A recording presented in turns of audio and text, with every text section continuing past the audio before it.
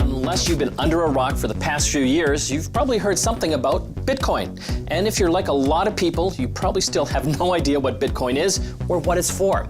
Bitcoin isn't an easy thing to understand, but it is worth understanding. It's put a lot of Teslas and Ferraris in driveways where you wouldn't expect them. And it has some pretty big implications for how we could be doing business both online and in person over the next 10 years. Graham's our local Bitcoin nut, and he's here to shed a little light on what it is, why you'd want it, and what you can do to be a part of it. You know, Mike's right. Bitcoin's not always easy to understand, but when you think about it, it can actually make sense. So what is Bitcoin? Well, to start off with, it's a method of paying for things. It's what we call a digital decentralized currency. So I can pay you for something, you can pay me for something, services and goods. That's great.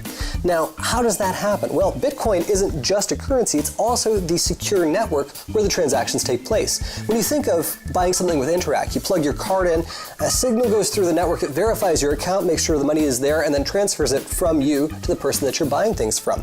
Bitcoin's very much the same way. Essentially, if I have Bitcoin, I'm going to connect to you directly, and I'm going to send my Bitcoin to you. So that's one of the reasons why Bitcoin is cool. There's nobody in charge. There's no bank between you and I. What's great about there being no bank? Well, that means that there are no fees. If you've ever received one of those $14.95 charges at the end of the month, you're probably happy about that. One of the great things about Bitcoin as well, instant transfers. They're very, very fast. So if I send you something from my mobile phone, it can appear on your mobile phone fairly quickly. So that's a good feature as well. So how do you get Bitcoin? Well, you might have heard of Bitcoin mining. The searches for Bitcoin mining and how to get Bitcoin have been off the charts for the last few years. By mining into the blockchain, you're able to find Bitcoin. It's a little like digging for gold. So what is the blockchain? Well, it's the network through which all Bitcoin transactions take place. When you mine into it, you're actually securing those transactions and authenticating them between person to person. By digging into it, it's like finding gold. If you find a Bitcoin, you get to keep it.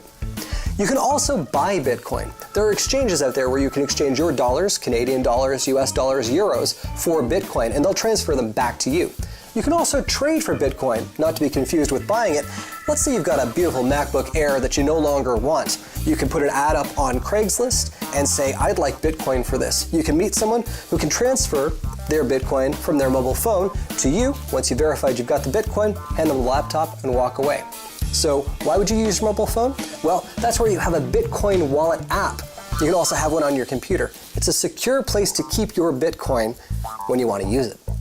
So where can you use Bitcoin? Well, direct payments like that, person to person. You can also use it online with tons of retailers. Over 500 retailers online are taking Bitcoin for various goods and services.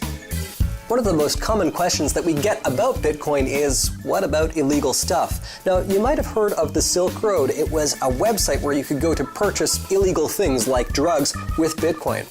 Now, illegal activity takes place just about everywhere, and Bitcoin, being a lot like cash, with anonymous transfers, can be a great way of going about doing illegal things. Here's one thing that I would say to that, though. Billions of dollars are laundered every year in cash. Only a fraction of that actually happens with Bitcoin. So you might say that when it comes to crime, this is the only place where Bitcoin is actually way behind. So that's Bitcoin. It's a bit like cash, a bit like Interac, and a bit like something altogether new.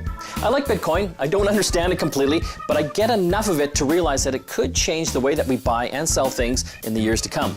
If you want to learn more about Bitcoin, you can check out bitcoin.org, and if you make enough to buy a couple Teslas, don't forget to send one my way.